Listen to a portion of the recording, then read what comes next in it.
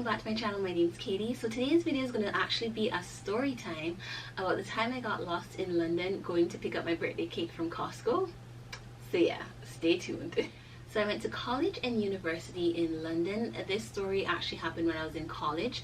So this happened in 2010. So I was 19 at the time, going to be 20. So my birthday is October 28th. And if you know, normally my birthday falls around midterm break time for schools. That's very important in this story. So we're in October, close to my birthday, and it's the start of winter. So if you know, it starts to get darker sooner. So from about 3 p.m. it starts to get dark. I've only been in London about a year. So my first year in London, I lived in South London, and then I went to school in North London. And then the second year I moved to North London, so I moved to Enfield. So I was living with my sister and a roommate, and our roommate had a friend over for my birthday weekend. So I don't know why, but my sister couldn't come with me, and then our roommate had someone over, so I was like, oh, I'll just go by myself to get my cake. So I planned out my journey on TfL, which is Transport for London. So I think I was only supposed to be taking about 2 buses to get the cake. So I was like, oh, that's not a lot, so that's fine. And to be honest, the route of the journey seemed pretty easy. Just take 2 buses. So I was like, that should be pretty straightforward for me. And remember, I'd lived in South London before, so I was taking the bus into to school before. So I was like, oh, I know how to get around. I'm fine. Yeah.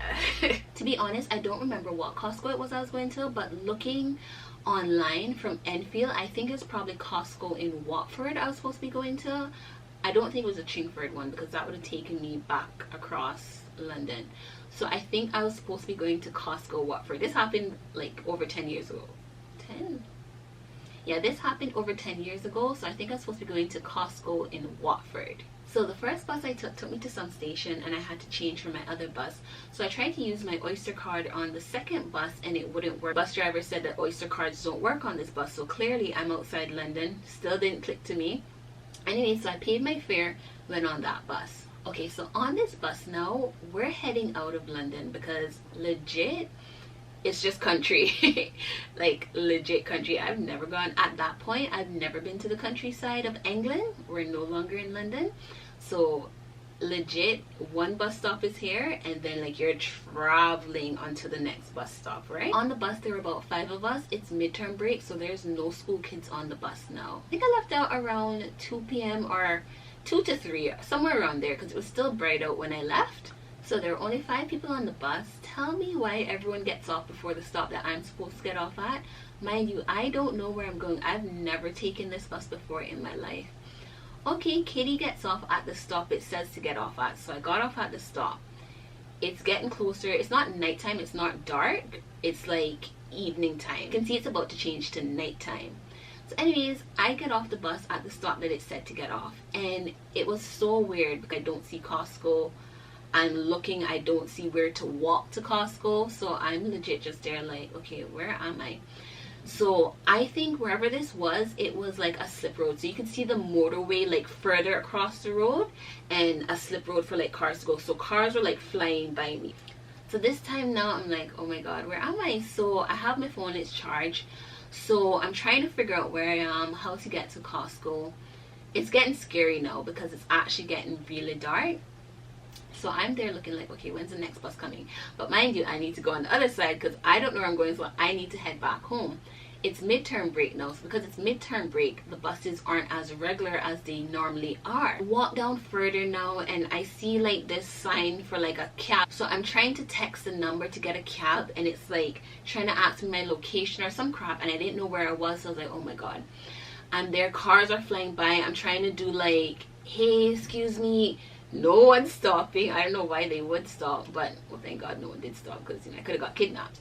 But anyways, cars are flying by me. It's night now. Like when I tell you, I've never seen it get so dark so fast. I don't know how much time went by, but it's nighttime now. Like it's pitch black now, and I am freaking out. So I crossed the road, and so I call my sister, and I'm like, Joanna, I'm lost. I don't know where I am. I got off the bus at this stop. She doesn't even know what I'm talking about, because remember, we live in London, so we don't take the second bus that we took. We don't even take the first bus that got me to the station. So she doesn't have a clue where I am. So what she would have to do is take the 2 buses that I took, but remember, it's midterm and this bus is in the country, so it's not as regular as London buses, right? So I called her like, I don't know where I am, I'm freaking out because it's nighttime now and I'm just on the side of the road, no one else is there at this bus stop and cars are flying by. I'm panicking. Called mom. Now mind you, our mom is back home in Grand Cayman. So I call her crying, like bawling my eyes out, like no shame in my game. I was bawling, telling her that I don't know where I am, I'm lost. And she's like, oh Jesus Christ, da, da, da, da, da. She's all worried, panicking, trying to ask me if I see anyone. I'm like, no, I don't know where I am. She's like, can you call a taxi? Because I had money, but I don't know how to call a taxi. Like, I'm in the country, I don't even know where I am to even tell anyone.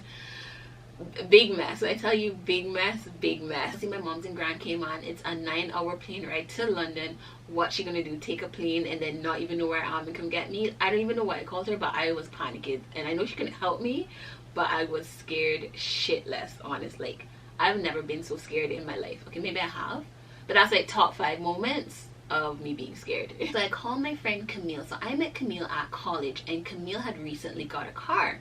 So I called Camille. She's on the bus on her way home from work. Camille, I'm lost. I don't know where I am. So I was like, Camille, I'm trying to get my cake and I can't get my cake. I don't know where I am. I'm lost. And she's like, oh my goodness, Katie, what are you talking about? She's like, I'm on my way home. I can come get you, but where are you? And I was like, I don't know. And I tell you, my friend Camille, smart, bad girl, smart.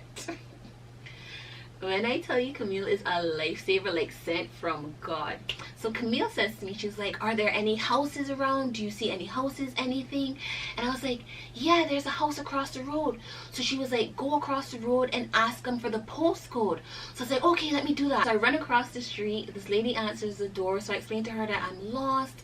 I don't know where I am. So I was asking her, like, what area is it? Camille's still on the phone now, thank God. And so she told me whatever area it was. I really don't remember what she said. So she says that she's actually heading out. So Camille, bright girl Camille, she was like, ask her if there's a McDonald's close by. And he's like, yeah, there's a McDonald's right up the road. I can take you.